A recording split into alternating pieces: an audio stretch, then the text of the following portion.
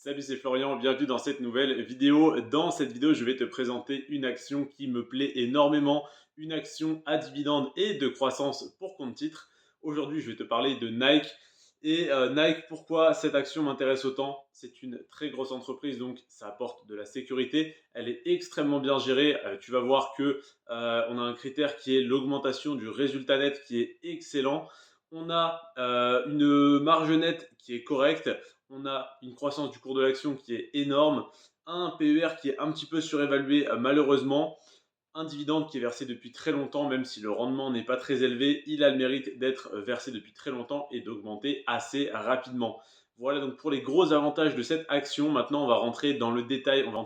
Je sais que c'est pour ça que tu es là. On commence tout de suite avec la valorisation de l'entreprise. L'entreprise Nike est valorisée actuellement en bourse à 187 milliards de dollars. C'est donc une très grosse entreprise, plus grosse que UPS, plus grosse que Texas Instruments et qui est donc un peu plus petite que Coca-Cola. On est à peu près sur la même taille que McDonald's à 6 milliards de dollars près, pour te donner un ordre d'idée. Voilà donc pour la valorisation de Nike. Ensuite, on a un chiffre d'affaires qui a augmenté de 31% sur les 4 dernières années. Donc c'est 31% en 4 ans, pas 31% par an. Mais c'est déjà une assez belle performance étant donné le Covid, étant donné les problématiques qu'on a rencontrées, surtout sur ce type de commerce où on a des difficultés d'approvisionnement depuis plusieurs années. J'ai d'ailleurs travaillé un mois et demi à Intersport en arrivant à la frontière suisse avant de trouver du travail en Suisse. Et dans ce Intersport, on recevait des Nike que très rarement. Et quand on en recevait, ça partait à une vitesse hallucinante parce que, évidemment, tout le monde préfère Nike à Puma ou Adidas. En tout cas, 90% des gens. Et on avait très rarement des Nike. Donc, quand on en recevait, ça partait super vite. Ça m'a conforté dans l'idée d'investir que sur Nike et pas sur Puma et Adidas, par exemple. Et d'ailleurs, le dividende de Adidas a été drastiquement diminué récemment. Donc voilà, que des bonnes nouvelles en tout cas pour Nike, qui est donc leader de son secteur de très loin et qui se porte extrêmement bien. Donc je te disais 31% d'augmentation du chiffre d'affaires sur les 4 dernières années. Ça n'est pas énorme, mais ça a déjà le mérite d'être en positif et pas qu'un peu sur cette période qui est très compliquée, malgré les difficultés d'approvisionnement, etc. etc. Et par contre, le résultat net, là, c'est vraiment impressionnant. Il a augmenté de 200%, c'est-à-dire qu'il a fait x3 sur les 4 dernières années, donc depuis 2018. Donc entre 2018 et 2022, le résultat net de Nike a fait x3. Donc pour te donner les chiffres, au niveau du chiffre d'affaires, on est passé de 36 milliards à 47 milliards de dollars. Et pour le résultat net, on est passé de 2 milliards à 6 milliards de dollars une fois de plus. Donc oui, le chiffre d'affaires a un petit peu augmenté de 31%, mais le résultat net a fait plus 200%, donc a fait x3 sur 4 ans, ce qui est énorme, ce qui permet donc à Nike de continuer d'augmenter son dividende, d'avoir une action qui continue à connaître une magnifique croissance, comme on va le voir juste après, etc. etc. Donc que des bonnes nouvelles et un avenir qui s'annonce radieux pour Nike, contrairement à ses concurrents malheureusement. Ensuite, au niveau de la marge nette, Nike réalise une marge nette de 13%. Alors, quand tu as l'habitude de regarder mes vidéos où tu vois pas mal d'entreprises technologiques qui réalisent des marges nettes de 20, 30, 40, des fois même 50%, ça peut te paraître faible, 13%. En fait, 13% de marge nette pour un produit physique comme des chaussures ou d'autres vêtements, parce que Nike, on le réduit souvent aux chaussures parce que c'est par là qu'ils ont commencé. D'ailleurs, je t'encourage, si tu veux investir sur cette entreprise, et vraiment la comprendre la psychologie, l'éthique qu'il y a derrière, même si c'est parfois remis en cause parce que c'est produit en Chine par des gens soi-disant sous-payés, même si pour leur pays c'est un salaire tout à fait normal. Peu importe, en tout cas, si tu veux connaître l'éthique, les valeurs de Nike, je te conseille vraiment de lire L'Art de la Victoire. C'est la biographie du fondateur de Nike qui s'appelle Phil Knight. Je t'invite donc à lire ce livre si tu es vraiment intéressé à investir sur cette entreprise. Donc là, je te disais, la marge nette, elle est de 13%. Pourquoi ça te paraît faible? Parce que tu vois des entreprises technologiques que je te présente qui sont dans mon portefeuille. Et 13% pour un produit physique, c'est très bien. Surtout étant donné que Nike, c'est une marque, comment dire, elle vend 13% de marge sont possibles parce qu'elle vend la marque, parce qu'il y a le petit logo Nike sur la chaussure. Sinon, si tu vends des chaussures d'une marque moins prestigieuse, tu vas les vendre beaucoup moins cher si en soi, c'est exactement les mêmes matériaux, la même manière de faire, etc. Donc en fait, 13%, c'est pas mal du tout. Et surtout, c'est 13% de marge nette. Donc c'est réellement ce qu'il reste dans les poches de l'entreprise. 13 euros dans les poches de l'entreprise pour 100 euros dépensés chez Nike. Donc quand tu achètes une paire, admettons, à 100 euros, il y a le coût des matériaux, le coût de la logistique, du transport, etc., les vendeurs dans le magasin, et tu as donc 13% qui revient vraiment dans les poches de Nike une fois tout payé, même les impôts. Donc 13% de marge nette, en fait, c'est pas si mal que ça quand on voit les volumes de vente. Et donc, avec 13 euros pour 100 euros dépensés, 13 euros qui reviennent dans les poches de l'entreprise, eh bien, on a tout de même un chiffre d'affaires qui s'élève à 47 milliards. Donc, ça te dit bien le nombre de paires vendues. C'est impressionnant. Voilà, donc au-delà de la marge nette, même l'avantage concurrentiel juste du nom, hein, le prestige entre guillemets de porter des Nike voilà, apporte un avantage énorme à cette entreprise par rapport à plein d'autres, à toutes ses concurrentes. Ensuite, on a la croissance du cours de l'action qui est un facteur qui est un petit peu plus, comment dire, un petit peu moins, enfin pas du tout fondamental, hein, qui est simplement le ressenti des investisseurs par rapport à cette entreprise. Et on a sur les 10 dernières années une croissance de 786%. C'est énorme, hein. Si on regarde en moyenne sur mon portefeuille d'actions à dividendes, on a une croissance moyenne de 261% sur 10 ans. Là, on a 786, donc plus du triple. Pourquoi? Tout simplement parce que on est déjà une marque très forte, des résultats très bons, et surtout la notoriété de la marque joue en sa faveur pour les périodes haussières, c'est-à-dire quand le marché est haussier et que ça parle de Nike parce que Nike a fait plus 50% en 3 mois. Eh bien, les gens vont continuer d'investir dessus parce que ah mais c'est Nike, ça peut pas couler, etc. Parce qu'ils ne s'intéressent pas au PER, c'est-à-dire au ratio court-bénéfice, à savoir donc est-ce que l'entreprise est sous-évaluée, surévaluée ou évaluée donc à sa juste valeur, à sa valeur intrinsèque.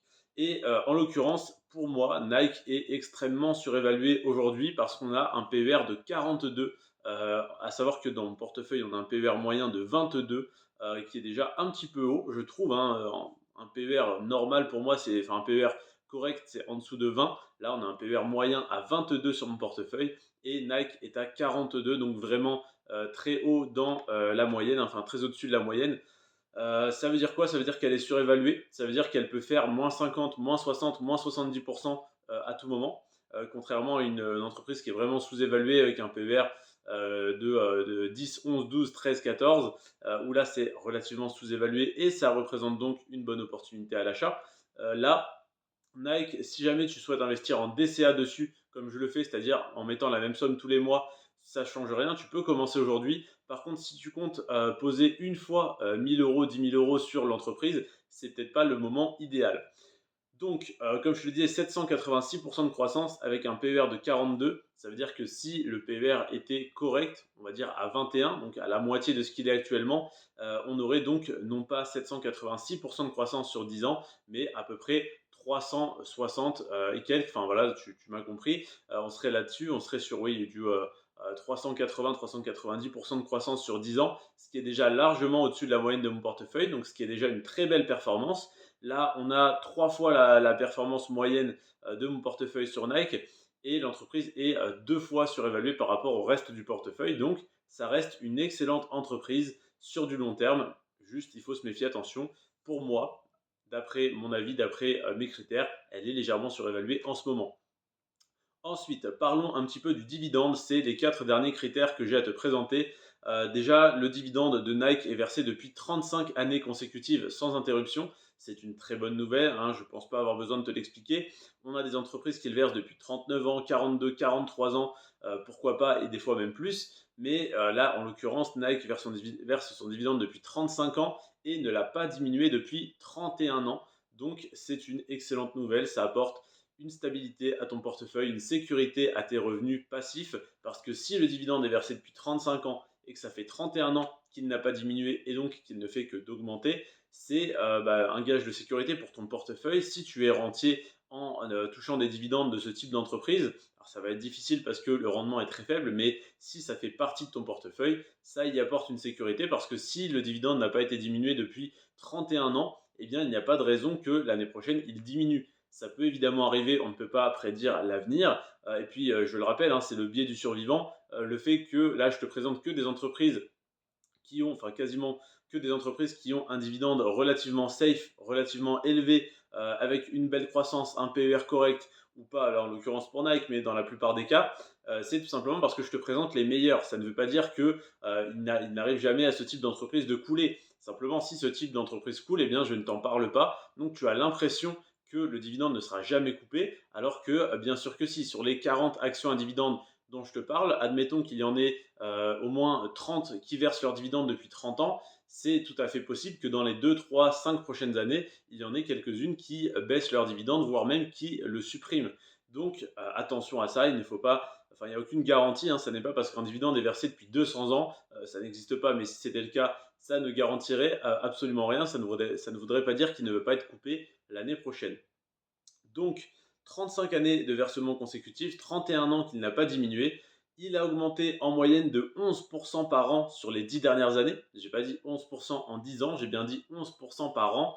Donc, je t'invite à aller voir sur des sites d'information boursière comme par exemple rendementbourse.com, rendementbourse.com tout attaché, hein, bien sûr, à aller voir donc la courbe du dividende de Nike depuis 35 ans et surtout sur les 10 dernières années, à combien s'est élevé le dividende versé en 2013 et à combien s'élève celui versé cette année en 2023. Et tu vas voir que la croissance est phénoménale. Alors oui, la croissance est phénoménale, ça augmente très rapidement, mais le rendement, lui, reste extrêmement faible parce qu'on a au cours actuel de l'action un rendement de seulement 1% sur l'action à dividende Nike. Oui, j'insiste sur le fait qu'elle est à dividende pour moi, parce que même si c'est 1% de rendement, il augmente tellement rapidement que dans 6 à 7 années, il aura doublé, on sera à 2%, etc. etc. Donc si tu penses que, si tu es jeune et que tu penses que l'action Nike a encore, enfin que l'entreprise Nike a encore un potentiel de croissance et même simplement ne va pas couler ou perdre des parts de marché dans les 10, 20, 30, 40, 50 prochaines années, eh bien ça peut être intéressant pour toi d'acheter des actions Nike aujourd'hui parce que, je te donne un petit exemple, si tu l'avais acheté si tu avais investi 100 euros sur Nike en mars 2013, tu aurais aujourd'hui non pas 100 euros en portefeuille, mais 786 euros, pardon, 886 euros, parce que tu aurais eu la croissance de 786%. Donc tes 100 euros investis auraient fait plus 786% et donc vaudraient 886 euros. Et donc, si aujourd'hui tu veux détenir la même quantité d'actions que tu aurais pu acheter à l'époque 100 euros, eh bien aujourd'hui tu dois investir 886 euros pour en avoir autant que si tu avais investi 100 euros il y a 10 ans. Donc, en raisonnant comme ça, même si le dividende aujourd'hui n'est que de 1%, eh bien, étant donné que tu aurais pu acheter l'action il y a 10 ans 8 fois et demi, voire presque 9 fois moins cher, eh bien, si tu avais acheté 8 fois moins cher et qu'aujourd'hui le rendement est à 1%, tu aurais un rendement de 8% sur ton dividende. Donc oui, pour moi, ça a bien plus de potentiel au niveau du dividende parce que si on connaît une croissance, eh bien, ça veut dire que tu as pu, si tu as acheté l'action il y a 10 ans et qu'on a connu une croissance, eh bien forcément que le dividende ait augmenté ou pas, eh bien déjà tu peux revendre en plus-value. Et en plus de ça, si jamais le cours de l'action a augmenté, eh bien ça te conforte dans l'idée que tu as bien fait d'acheter il y a 5 ans, il y a 10 ans, parce qu'aujourd'hui, si tu voulais acheter la même quantité d'actions, tu devrais débourser des sommes phénoménales. Voilà pourquoi, d'après moi, c'est intéressant d'investir aujourd'hui sur Nike. Quand je dis aujourd'hui, ça n'est pas ce jour-là, ça n'est pas ce mois-ci, même cette année, c'est en ce moment, donc dans ces temps-là où l'action est à un prix qui est surévalué par rapport au marché, mais qui est relativement bas, je pense, par rapport à ce qu'il sera dans 10, 15, 20, 30, 50 ans. Voilà donc pourquoi j'investis personnellement, comme sur toutes les autres entreprises de mon portefeuille, 10 euros tous les mois sur Nike. Ça n'est pas grand-chose, ça fait 120 euros par an. Ça n'est pas donc des sommes délirantes. Si une des entreprises ou deux entreprises de mon portefeuille coule, je ne perds pas grand-chose. Par contre, je suis extrêmement bien diversifié. J'ai des actions avec beaucoup de croissance, d'autres avec un gros rendement sur le dividende, certaines qui allient les deux. Et surtout, j'ai tous les indicateurs qui me correspondent et qui m'intéressent qui sont au vert. Voilà donc pourquoi j'investis sur cette entreprise et sur toutes les autres que je te présente. Je te remercie d'avoir regardé cette vidéo jusqu'à la fin. N'hésite pas à la liker si elle t'a appris quelque chose. N'hésite pas à aller commander sur Amazon, j'allais dire le livre de Phil Knight, mais déjà mon e-book,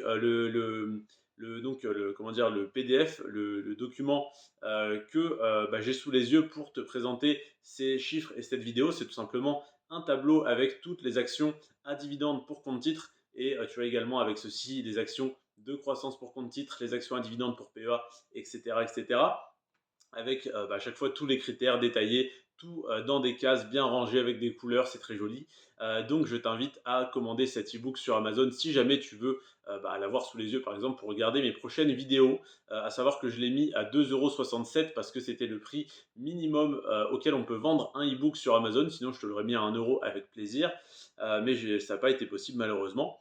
Et je t'invite également à commander la biographie de Phil Knight, donc, qui s'appelle L'Art de la Victoire. C'est le fondateur de Nike et c'est un livre extrêmement intéressant, extrêmement inspirant, même si tu n'envisages pas d'investir sur cette entreprise. C'est un must to read, un livre vraiment à lire absolument que j'ai énormément apprécié et que je te recommande.